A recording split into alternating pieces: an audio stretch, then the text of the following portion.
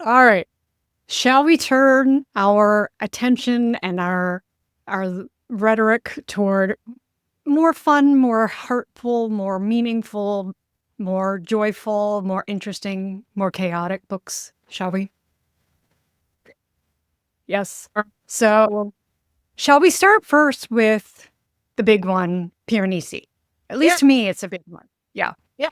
Or do you want to start with, yes, we have our Let's matching talk about copies. it. I Yes. just finished last night. I am really excited to hear from you personally because when somebody loves a book and like I find I tend to love it more after I hear Okay. somebody like talk about it. And for me, when I finished it, I was like, I liked it, but like Okay. I didn't love it. So tell me what you loved about this book. Sure, sure. So, and if we will try not to spoil things terribly, but unfortunately, we're probably going to have to. I So, think if we're you gonna have have to not read it, spoil. yeah, if you have not read it, hopefully what you hear will let your appetite to actually experience Piranesi by Susanna Clarke for yourself. So, and I think I've shared this before, it took me about 3 tries to read Okay. Piranesi. And it was probably over a period of 6 months that I kept trying, and it was just finally I think I finally had to buy a physical copy for myself for some reason, like, there was just something I was like, "I just need to have this to sit down with it." And it was also because I just did not understand what was going on. Like, you're just Right. dumped into this very childlike narrator. You're trying to understand the world that this person inhabits. You're trying to figure out like why is he so into seagulls and seaweed and he Yeah. right, And dead what's going baby's on? bone. Yeah, yeah. And right around the time that I started reading Piranesi, I was also reading Hans Boersma, where he's basically, heavenly participation, where he's talking about like kind of recovering a sacramental theology and a sacramental view of the world. And then I was also rereading Michael Ward's book Planet Narnia, where he talks about C.S. Lewis. He brings C.S. Lewis's training as a medieval scholar into the conversation. So all of these were kind of like swirling around at the same time.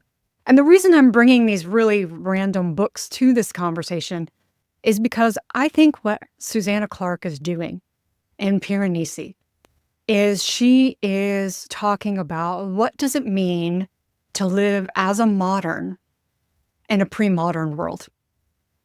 Okay. And what I mean by that is in pre-modern society, in a pre-modern, like non-buffered, to use a Charles Taylor term, like buffered and non-buffered, porous self, is to recognize that there are higher realities. So again, if we go back to ancient Greek philosophy and Plato and his idea of the forms, like reality is both hierarchical and proximal. You have an up down and you have a near far. And Uh-huh. beings can move across these realities. Like reality is not like this world, that world. They're actually very near to each other. That's why you have in like Celtic spirituality, that's why you have in Native American practices. I mean, every every culture has this concept of thin spaces where you go and like there's something else going on here. There's otherworldly. There's you have experiences in these places that you can't explain as a modern self because as moderns we're not supposed to be impinged on by other beings. Like these other realities don't exist, right? And so I think what Susanna Clarke is saying, she's kind of like, how do you allow for the possibility of other realities, of other worlds? And how do you allow for the possibility of bridging the gap? And I think that what we find out is Piranesi is actually kind of a holy fool. He's actually this figure of a holy fool because, like, you're kind of like, man, how can you be that naive? How can you be so grateful for seaweed? And how can you be so grateful for this person bringing you a new pair of shoes that you desperately need? Like, this isn't just a luxury, like, you need a pair of shoes. And how can you be so grateful? But then you kind of come to realize, like, maybe this is actually how we're supposed to move through the world, like recognizing these images and these archetypes. There's a point when Piranesi returns to this world and he's talking about walking through a park. It's literally the last 2 paragraphs of the book. And he says, people are walking up and down on the path. An old man passed me. He looked sad and tired. He had broken veins on his cheeks and a bristly white beard. As he screwed up his eyes against the falling snow, I realized I knew him. He is depicted on the northern wall of the 48th Western Hall. He is shown as a king with a little model of a walled city in one hand, while the other hand he raises in blessing. I wanted to seize hold of him and say to him, in another world you are a king, noble and good. I have seen it. But I hesitated a moment too long, and he disappeared into the crowd. And I think that's, that idea of higher realities, of models and archetypes, of recognizing that there is another reality that kind of undergirds this one, of seeing, hey, I have seen you as you truly are. I've Right. seen you as the best version of yourself. And how can I waken you up to that? And so I think that that's a really, I know I've thrown a lot in here. So let me just kind of pause there and see if any of that resonates for you, if there's any hook there. I mean, I think that the alternate realities, I think structurally what I struggle with a book like Piranesi is that I struggle to, my brain struggles to make sense of like how the pieces are meant to fit together. Right. I read this and I finished the Mistborn trilogy as well this month. So like I kind of was juxtaposing those two sort of like structural approaches, which are like very far from one another. Yeah. And I read another, which I'll get to later, but I read another fantasy book, started another series this month, and I definitely found that when I'm dropped into something, like, and that's like this is like the far extreme of being dropped into something and not really understanding, then it's harder for me to make sense. But I think if you're just reading for vibes, I think that there's great vibes in the book. Great vibes. It's a good vibes book. Yeah, like it has very good, like, in terms of like the cadence of the writing. The main character, I don't think he's like insufferable or anything like that. He is kind of just naive and he's learning. I would love to dig more into like his relationship to the other and like why his quest for knowledge was sort of the other was not interested in him like pursuing knowledge. And sort of the weird there's definitely some form of like critique on like the academy, I think, in some of the stuff. But what are your thoughts there? Yeah. Well, and I think it's like the character of the other, you only see him intermittently. He doesn't stay for very long. He doesn't come often, and when he comes, he's genuinely there for about an hour. Like that's his limit.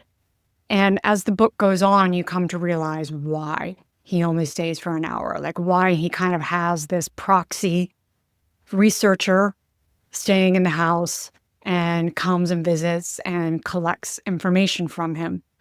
And the other is carrying on research by a third person that you hear about briefly, who kind of is...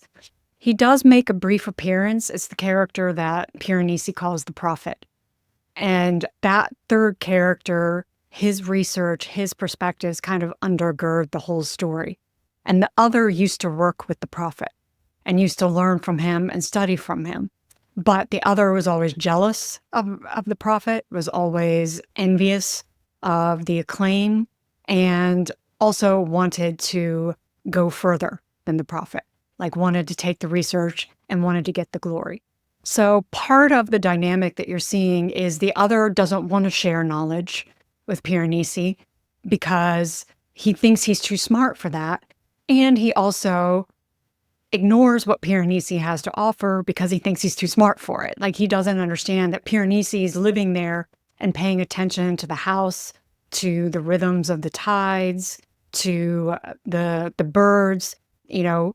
Like, Piranesi actually has some very interesting insights about reality and how the world works and how to do research and how to collect knowledge that could help the other in his own quest, but the other doesn't want to listen to it because it's too naive, it's too simple, it can't possibly bring him the glory and the acclaim and take him further than he wants. So I think that's also, I hadn't kind of made that connection with like gatekeeping in the academy as well. Yeah. But I think it's also an interesting kind of commentary on maybe a mentor-mentee, maybe a master-apprentice kind of knowledge, and like kind of looking at like who actually ends up flourishing in the end, you know, and who ends up learning the most in the end of the relationship. Yeah, no, that's good.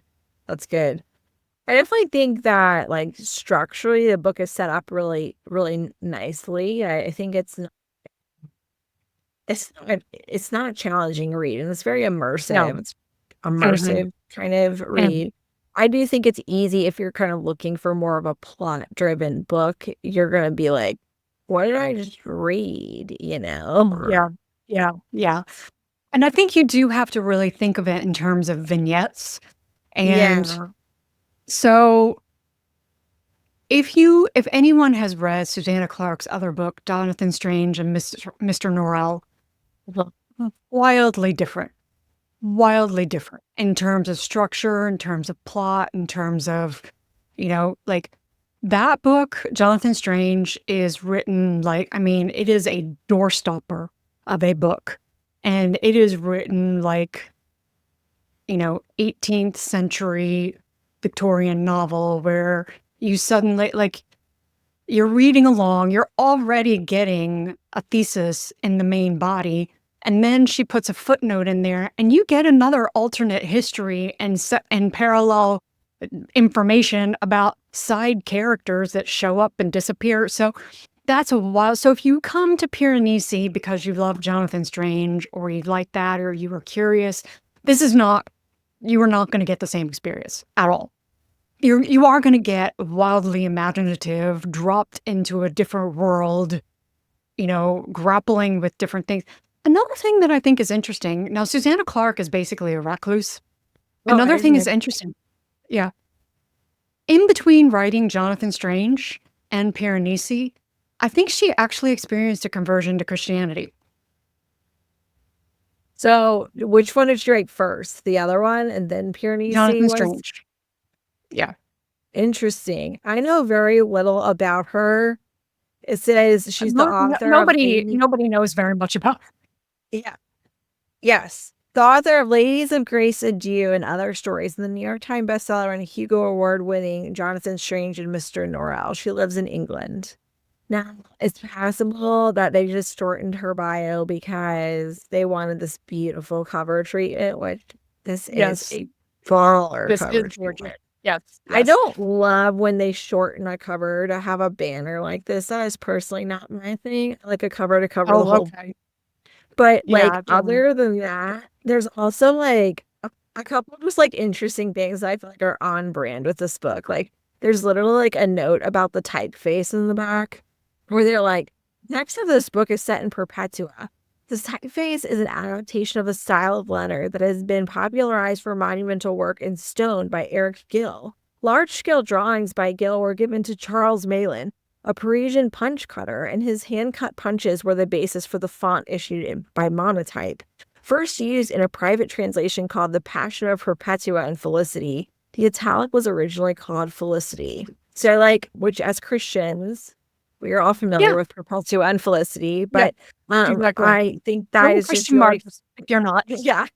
I just think it's very funny that like that is on brand with this book. So I'm like, did you notice the typeface? Oh my gosh, let me tell you the history of that. Definitely Yeah. this kind of Yeah. vibe. Yeah. If that's not your Well, thing, you're probably not gonna like this book. yeah. But did you notice that I forget where it is in the book, but did you notice she talks about one of the statues, a fawn standing next to a lamppost? I remember the fawn, but I missed the lamppost. That's Yeah. funny. Okay. Yeah. Interesting. So there's a lot. So one of the things, so again, I mentioned earlier Michael Ward's book, Planet Narnia, where he talks about, very specifically looks at Lewis's training as a medieval scholar.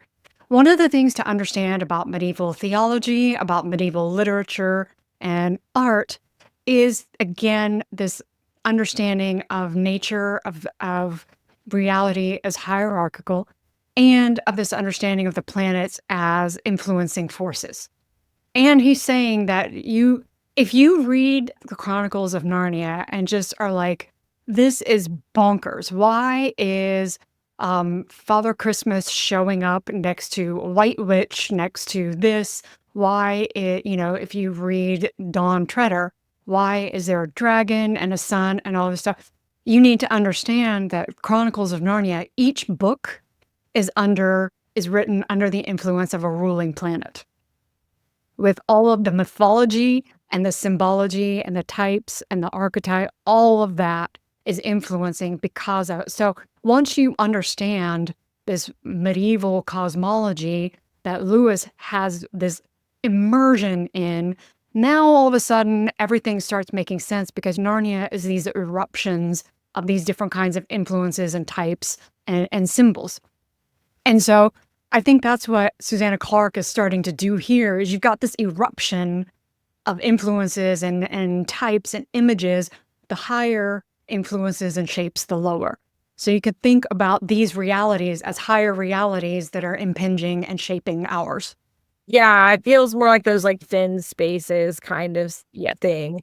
You know what? Yeah. Just to give a thought, like I really think there are some books where like some kinds of brains where like going in blind is helpful. And the Yes. and I personally think I have the kind of brain where having a conversation before I read this book about what themes I'm looking for would have made it more effective. But Yeah. everybody that I saw online was like going as blind as possible. And I actually think Okay. that hurt my read of the book. I think I Okay. need a little more, Okay. like having this 'Cause conversation now makes me think like, oh, I should go back and read it again. You know what I mean? yeah, Like in yeah. a couple months' So time, what because I will do, I actually have a series of essays that I wrote about this, where I go into a lot more detail. So that'll I be will great. plug that into the description for watchers, but I will also send that to you. And you Yeah. can kind of, because I'm not doing a good job of explaining, I think, like getting some of the nuances, but hopefully I'm kind of helping. If you haven't read, or if you did read and you didn't grasp it, maybe this can kind of like cast another lens. To normalize that literary fiction can be really, really, and it can be very difficult to like pick up what the person is laying down, Yeah, because it's a yeah. different type of communication. And there's Mhm. nothing to be ashamed of if you read a book that's lit fic and you're like, actually get it. I didn't vibe with it. Because to me, the best vibes for books like that are after I have conversations with people that it really Yeah, resonated. Because yeah, then I'm like, yeah, oh, I see now like what you really enjoyed about it. yeah, yeah, Oh, yeah. and Oh, even if it's not a favorite book for you, at least you're not going away. Hopefully, you don't go away. And I use you, like both specific you and in you in general. general.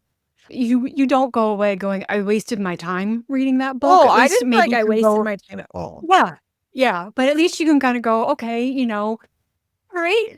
Wow, they really swung for the fences. And I'm not sure if it fully was a grand slam for me, but that was interesting. Somebody did something different. It's cool, yeah. I want us to have time too to go through what we're reading Yes, and yes, planning to yes, read. yes, Okay, so do you yes, want to yes. start? Go Do you first. want to start? Me or you? Yeah, you go first. Yeah. Okay. Okay, so I somehow in like the magic rights and licensing, Hoopla got the new Hunger Games book. Okay. And for I didn't know me, there was a new one. Okay. there is. And I was shocked. I talked with my colleagues at work and like none of them had read Hunger Games. And I was like, oh, like I like I thought it was like kind of an important key like dystopian book. There's so much listen, news. Mom asked me not too long ago, what's that story? It's a movie. I think it was a book. What is it? District 7? And I was like, oh, you mean Hunger Games? Well, it's called Sunrise on the Reaping, and I like because everybody was gone from the house, and I have limits on TikTok for Lent, so my daughter has my password. So once I hit 2 hours on TikTok in a day and Blue Sky together and Reddit, like any combination of 2 hours there, my social media cuts off. So I like had nothing to do at that point, and I was like, so I'm like busting through Sunrise on the Reaping. I'm like almost 70% done with it, and I'll probably finish it today. Okay. If you like, it's the story of it's a prequel to the Hunger Games trilogy, and it's the story of Haymitch Abernathy, that her like helper, her mentor, who is played by Woody Harrelson in the movie. So it's his story when he got taken to the Hunger Games and was in the Port of Quell.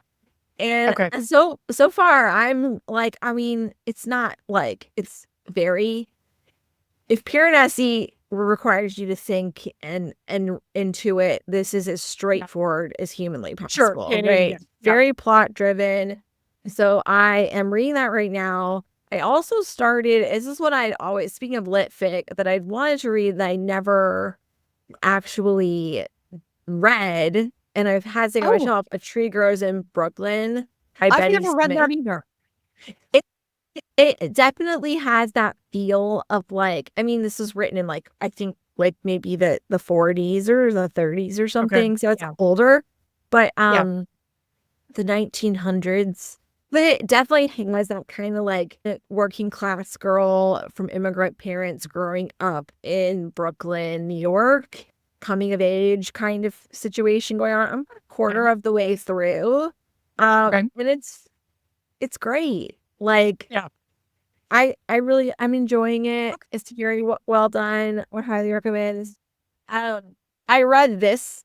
Have you read any John Gwynne? I've seen it. I don't. Is he the what's that other book that is very Roman inspired? There's another series that he did. It looks like it's like Malice or something like that. Am I making this up? Something like that. Yeah, let me look. Oh, so I've seen that. But no, yeah, Malice, Valor, Ruin. Maybe that was it. Yeah. This is a trilogy. It's like Norse legends. So I read this one. I'm so glad. Again, I'm so glad my husband read before. Literally every name in here. I was like, oh, what the heck is going on here? And he would like help me. And I'd be like, dude. So like when Draco Malfoy did this, you mean Drago? And I'm like, yeah, Draco Malfoy. Like that's what I'm gonna call him. Like I just would literally see the first letter. We're crossing the stream here. Yeah, and just make up a name for them. And I was like, also sometimes I imagine things incorrectly in my head. So there's like weird animal thing. But it's following 3 different people's stories, and it's in a situation where like there's these gods and they like kind of are dead, but like some people are trying to like resurrect certain things. And some of the people are called tainted, and they are like half breed of like the things that gods have. So like a berserker is like a werewolf-y kind of person, dragon people, whatever. And so you're buying 3 different people and their journeys, and they kind of intersect eventually. But I liked it. I definitely needed a friend to support me through the process.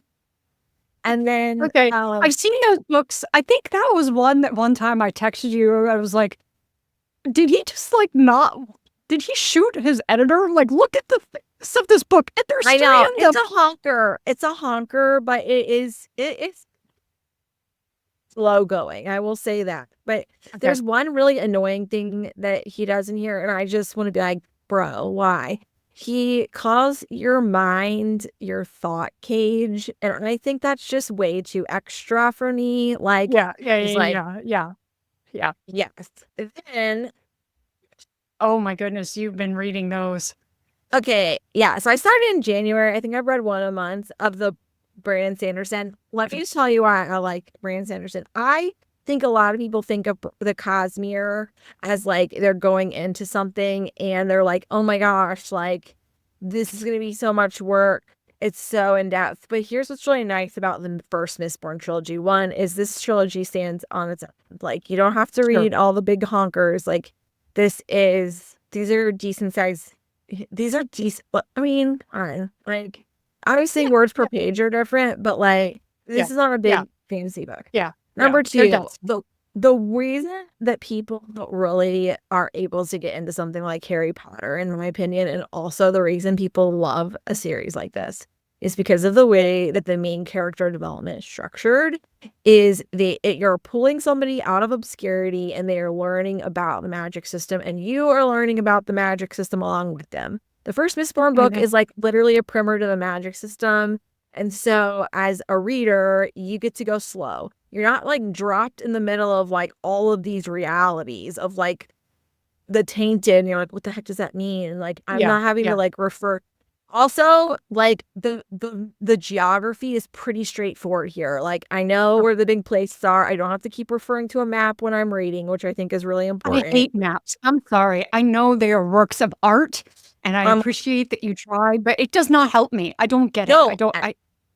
I'm like, stop. I don't have time and energy to figure all this out on a map when I'm reading. I don't.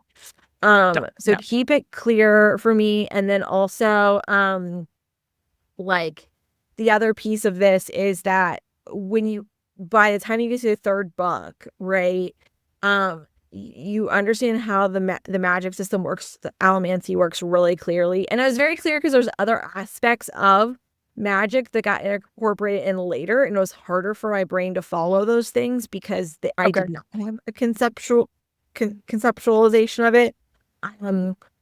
But for in general, most of the stuff I was able to follow really well. I gave the final book, in terms of landing the plane on a trilogy, I think this is about as close as you can get. There was one character that I felt like was a little bit underdeveloped in the end, which is what gave me a 4.75 star on it. Or maybe I said 4.5. Like, I really just I needed development to happen, and I wasn't happy with the way it happened. But in terms of like, when people are like, oh my gosh, like, it's because they're not talking about, when I read the first Mistborn, I was like, yeah, this is great. When I read the second one, I was like, it's fine. But the third one, the third book in a trilogy like this, when it's done right, is not just the culmination of it. It's not just a book. It is a culmination of the series. Right. And you're like, oh my gosh, like, this was so cool. And I was like, I ripped my heart out, which is what I want in a book. I want to cry. And I cried, and it was, and the way I've ever cried at a book. I don't think I've ever cried at a book. I cry in a lot of books. I cry in a lot of possibly the first time I read Lord of the Rings. That's probably how I feel about the book. Yeah, but I mean, that was, so you need to understand, this was like 25 years ago. This is similar to Lord of the Rings. Actually, it's 35. So this is similar to Lord of the Rings, I think, in the sense of like, you know how Lord of the Rings, you have your main story, but there's such good side character development that really does intertwine into the main story. This does that, I think, really, really well. So I think for people that are kind of like meh on Mistborn, it's because they want to do more puzzling. The plot here is very straightforward. Sure. You're not gonna. Yeah, yes. 100%. Yeah, it's a hero's journey story. And if you're like, I want like like one if you want a hero's journey, and I'm okay with reading 1,000 hero's journeys. If every book was a hero's journey, I would just keep reading them because I like it. Okay. Like I like my husband when he makes chocolate chip cookies, right? Like I don't need him to change the dessert. I know what to expect. This is that. Yeah. Okay. Yeah. But it's well executed. And you're gonna love the characters, and they're very endearing, and your heart is you're gonna lose some characters too. So that is the most I think of what I've read Okay. this month so far. Let me check. Why don't you start? And if I have anything I've Right. forgotten, I'll. So I started off strong, and then in the last week or two, I have just been thoroughly uninterested in anything. I've not been able to really I've started books, I've run Okay. out the loan period on them, so I'm not sure what's going on. But what I read this book called I'll Be Waiting by Kelly Armstrong. It's a standalone supernatural mystery, and it's another one of those, it's good vibes. Like, if you were looking just to kinda get immersed in creepy vibes, a good ghost story, you spend a lot of the book questioning if the narrator is unreliable. And so, you really do have that kind of question. And I like how so a lot of times you end up in a mystery where you spend a lot of time, is this mental? Is this supernatural? What's going on? And it's often resolved in favor of a mental or unreliable narrator. Yeah. And I like that this was resolved as a legitimate ghost story. Oh, nice. Vince too. Yes. Yeah. Yeah. Yes. Yeah. So solid read. I mean, it's not a 5-star, but it was I'm not mad that I read this at all. And then I will say, so I read this book. I had heard about it a long time ago, had it on a wish list just to check out. Finally came through on the library, and it's called The Stardust Grail by Yume Kitase.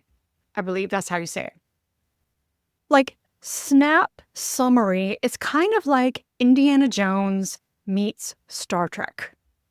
Right. And so you have someone who started kind of as an outer colonist, comes back to Earth, spent a lot of time in space, has a dear friend, business partner who is an alien, and it's a story about their relationship. It's also a story about how do you navigate alien cultures, how do you cross bridges and find points of understanding. Again, alien culture, but also you have this person, this being that you thought you knew, and over the course of the story, the main character is having to reevaluate and fit in new realizations about her friend, that she's like, I don't know what to do with this because this is so antithetical to everything I thought I knew about you. And this Oh, is so, and if you have your way, that means the extinction of my way of life and my culture. If I have my way, it literally means the extinction of an entire species. yeah. And so the stakes are pretty Right. significant. And so world building, super good. And one of the things that the notes that I made with myself is it was a reflection on the impossibility fully communicating with and understanding the other, whoever and whatever the other is in your context, but somehow still being in relationship with them. So, just a lot of that interesting relational quality while being set in this Indiana Jones meets Star Trek heist Yeah. kind of story. I love a good So, heist. It says the headline for the book is "Save One World, Doom Her Own," which whoever yeah, wrote that marketing copy, I know, right? proud of So yourself. really liked Was that. Yes, so solid read. I do recommend that one. If you're gonna awesome. pick something up that it's it's not a difficult read, but excellent science fiction. I read this mystery called House of Glass by Sarah Pekanen. Again, kind of one of those unreliable narrator, crazy, who's lying, who's telling, what's going on. And it's not until probably the last quarter of the book, that's even generous. Like the last couple of chapters where you realize that the lens you've been reading the entire time is completely wrong. And so it's just twisty and creepy in a really good way. So, enjoyed that. 2 nonfiction that I read. Well, top nonfiction that I read, just as I like this entry into kind of the productivity, self-development space, is Tiny Experiments by Anne-Laure Lecomte. She has managed the website Nest Labs. She's a neuroscientist, so a lot of her work deals with cognition, metacognition, mental frames, all of that. And her whole thesis is like, get away from goals and purpose language and just run tiny experiments in your life. Like, say, I will write a weekly essay and publish it for 6 weeks and see what data you collect over 6 weeks and what you learn from that. What does that tell you about who you are, what you want to do, how you want to spend your time? Very easy read. If you've read her work online, you probably will, get the gist of the book. But if you're not familiar with it, you're just looking for a different kind of approach to goals and purpose and self-development, solid read, really like that. And then I just finished this like 2 days ago, but T. Kingfisher's book, What Moves the Dead, it's her take on the fall of the House of Usher by Edgar Allan Poe. Is it good? Did you like it? I did. It was, T. Kingfisher is probably one of my absolute favorite horror, creepy, like I want to be squicked out in the best possible way writers, and funny. Brings some good like wry humor to the story, to the characters. And so it's a way of kind of taking on this iconic story, The Fall of the House of Usher, without like being enslaved by it, but without like changing it so much that you kind of get away from the creepy, what the heck's going on vibe that Poe does so well. So I really enjoyed that. So those were like kind of my top reads that I feel like if I was going to leave you with anything to check out, those would be the ones. And then I did finally finish The Anxious Generation by Jonathan Haidt, which we might have to do a separate recording and talk about that. Yeah, I do want to hear at some point, like it might be a second recording, but I do want to hear what your thoughts were about it. Yeah. We might be at that point. I may have finished Alexei Navalny's Patriot, so maybe we can do our long, thick, chunky nonfiction. Yeah. Review. We'll put a pin in that. So I did finish that. So Did you I'm not like gonna say it? anything else. I will say the biggest thing is since I have read his work like in The Atlantic and on his Substack after Babel, it was not new. Yeah. It was just getting the chance to like read the sustained argument that he was making. And just basically like he's saying, basically what can we do to build critical mass to change this and knowledge and leverage against these in this asymmetrical relationship that we have. So I really like that. And then there's an author that I really like, I'm not sure I'm saying Susanna Clarke. I read his book, The Master and the Djinn. And so he's just one of those, like, he doesn't write very much, but like as soon as I see a title by him, I'm just an instant click because he's so interesting and creative. So this was a novella called The Dead Cat Tail Assassins. And it's like, we don't know what this has to do with each other, but we're definitely dead and we're definitely assassins. And you're like, alrighty then. And then you're just kind of off to the races with this story. But it's just super interesting world building. It was one of those, because it was a novella, I feel like there was so much crammed in that I was like, I would love to see you take this story and this world and actually expand it to like a full-length novel or a series, because it was just a lot to try to like, wow, okay, what's going on here? So, but yeah, the last name is Clarke, Dead Cat Tail Assassins. He plays a lot with race, with culture, with myth and magic. And it's just very, very, very interesting. So I feel like he's always one of those, I am watching his career with great interest. That's interesting. Yeah, I forgot there was one book I read. I read one YA book. It's by, is it Jennifer Lynn Barnes in the Natural series? It's like me and my youngest like to listen to like mysteries and stuff. So we listen to really, really crazy stuff. So this is Love not an it. endorsement of letting your elementary school kid listen to these things. So everyone's just gonna have to be okay with my philosophy of media consumption for my kids. But we have a great time listening. It is YA, so it is a little bit mature, I would say. I wouldn't necessarily like give my blessing to just anyone. So or people reading it for young kids, reader discretion advised. But Sure. its series is like for kids that have like special abilities, kind of like not like X-Men, but like they can like read people really well, or like a human lie detector, or like they have like just skill. Sure. And they like work at the FBI and they do like serial killer. So it's kind of like Oh, imagine a teen what the version of heck? like the first one's called The Naturals. The second one, so we just listened to the second one and I think it's called Killer Instinct by Jennifer. It's by Jennifer Lynn Barnes. And so we listened to this. It's not like life changing, but it's fun vibes. Yeah. Yeah. And it's short and it's a good time. So we're into the second book. Asher and I are definitely on the same page about there's like a love triangle in there, and Okay. we're both really unhappy with the way the love triangle is working Where the right direction now. is going. Yeah, we're like, why won't she hang out with the other guy? Like, this is so stupid. So, but yeah, we listened to that one. And then the third, I don't think there is an audiobook of the third one, which is unfortunate because then I'm gonna have to like read it out loud. But it alternates. There's usually in both books, there's like a serial killer and they're trying to find the serial killer. And so like there'll be the chapters with the main girl, Cassie, and her friends, and then there'll be like a chapter that's called You, and then like You is like whoever the serial killer is. And so like you. Oh, okay. Okay. And then eventually, you know, it all comes together and it is what it is. So I might check that out.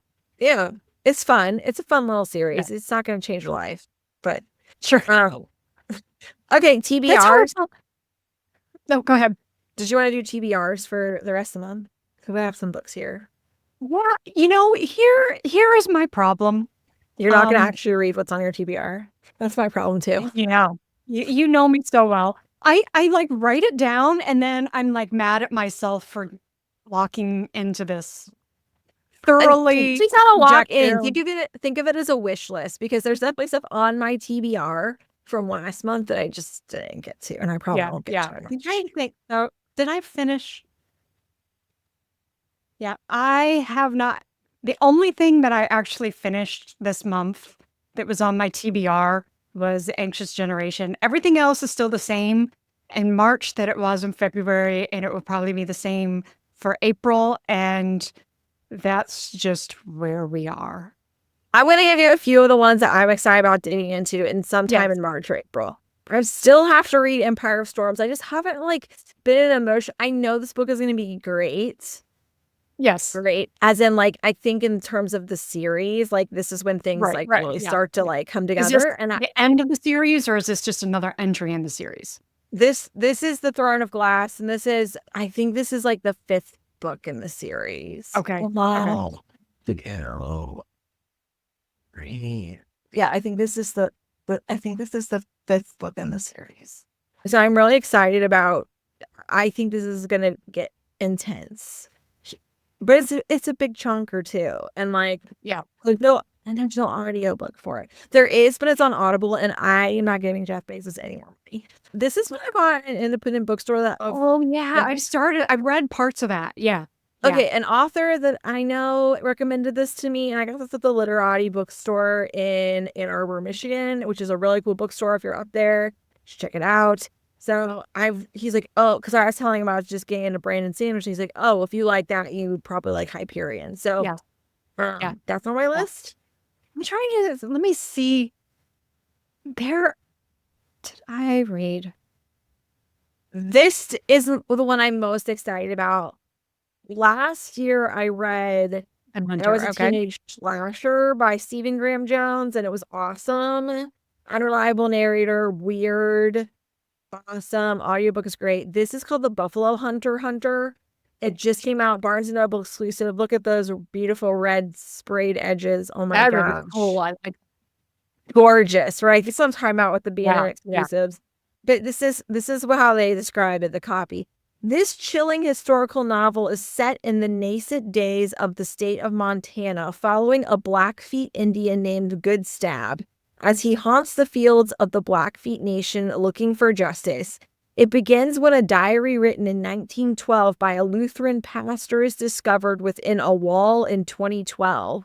What is unveiled is a slow massacre, a nearly forgotten chain of events that goes back to 217 Blackfeet dead in the snow, told in the transcribed interviews with Goodstab, who shares the narrative of his peculiar and unnaturally long life over a series of confessional visits. This is an American Indian revenge story captured in the vivid voices of the time by one of the new masters of literary horror, Stephen Graham Jones. So, yeah. Interesting. I just put it on my wish list so that I could go back and check it out and look for it in the library. Let's see. There is one book that I am waiting for. My digital loans. Let me find it. I can't remember if you told me about it or if I knew about it.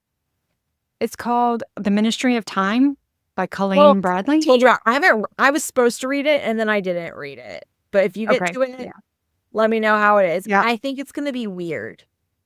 Yeah. But I just didn't get to it.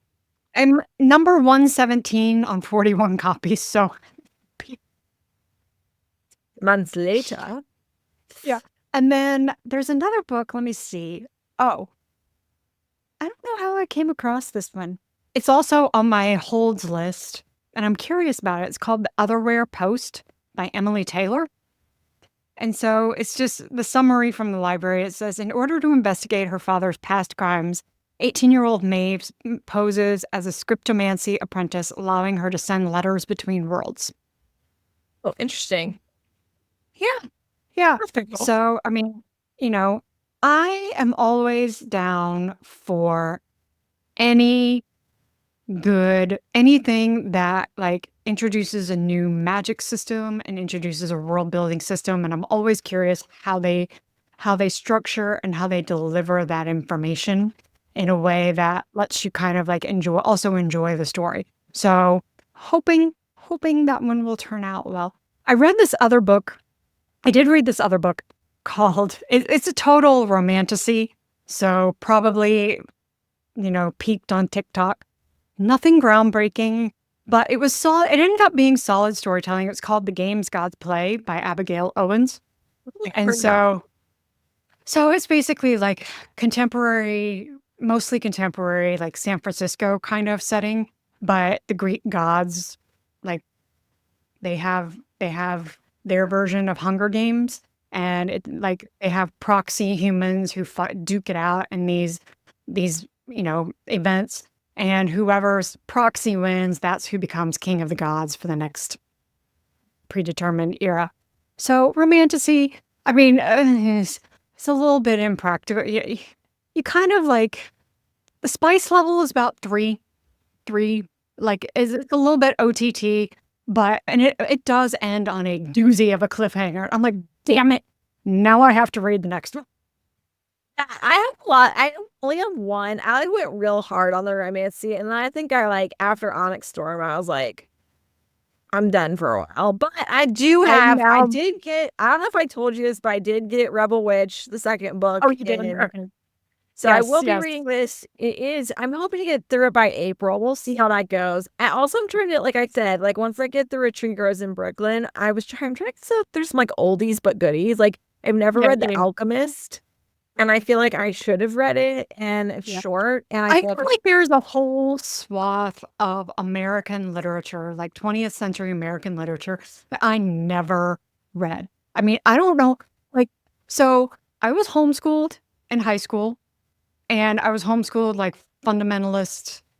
So probably a lot of what makes it like made it onto American literature like curriculum. Yeah. You never read? Yeah.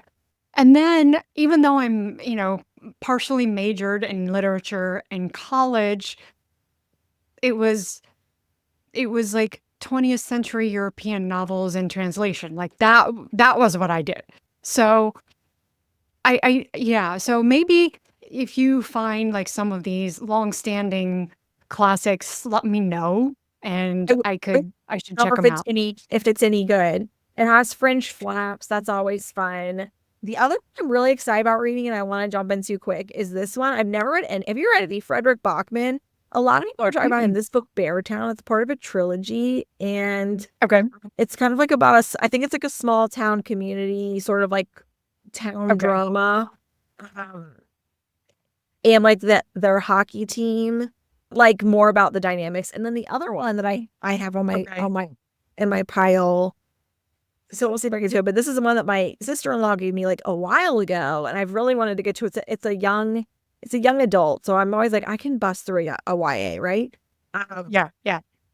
But it's about this tiger, and I don't really know anything more than about a tiger. Yes. Is it about a tiger or is that just misdirection? Is the on tiger the just the container that's really going to tell me the real story? Just like remarkably bright creatures. Is it really about an octopus? Or is it really about loss and loves and found family? Right, exactly. There is one book that I'm started. I haven't finished it. It's called The Road of Bones by Demi Winters. And so it's kind of it's kind of a take on some Norse culture history. So that one is interesting. So that one I'm like, I need to get back into it. You said? It's called The Road of Bones by Demi Winter. Yeah. Demi Winter. I'm getting everything That one, confused. let me find the... In this epic and immersive Viking-inspired romantic fantasy, a woman fleeing a ruthless assassin accidentally joins forces with a group of thieves, must use all of her cunning to escape with her life and her heart intact. So she has to travel the treacherous road of bones, a 1,000-mile stretch haunted by warbands, creatures of darkness, and a mysterious murderer. Oh, I've seen this book before. I've seen this cover. Yeah. I mean, the cover is cool. Like, I was intrigued by the cover. And I'm like, again, I'll read a good fantasy if you do it well. Let's see. I did try reading Orbital. Again, like my reading self just turned off. So there are a few books where I just need to pick it back up again because I want to. Book for someone that wants to be like, I am thrilled to see where this is going. It's like, okay, right. It's like, if you want to have solidarity with those people that were like trapped on that spacecraft that Elon Musk recently tried to rescue, read Orbital. Because right. Yeah. So that I do want to read it because, like, again, especially with digital books, like if it's not grabbing me within the first chapter, I move on. And so I don't want to get into that pattern where I write off something that's actually going to be really rewarding. And I think Orbital is one of those, kind of like Piranesi. It's like, there's something to it. There's something enough in it. And it was like, the language that I did in Orbital is beautiful. It's very beautiful. And so yes. And so I'm just like, I do feel like it would be rewarding if I were to stick with it. And maybe this is in one of those where, again, like with Piranesi, I need to go get the hardcover. Like I need to go get the physical copy and just kind of sit with it. Yeah, I listened to Orbital and had the physical copy out, and that was like helpful for me. I was at a soccer tournament and I was reading it. And it's one of those things where I think it is kind of because it's not plot. Once I like got over the fact, I was like, there's no plot here. There's no plot. Right. And then you just step in and out, and you're going to be fine. Don't worry. If you picked up and it feels like I have no idea where I am, well, that's the point. Neither do they. Yeah. Yes. All right. The end. Good time for now. All right. Talk to you all later. Bye. Bye.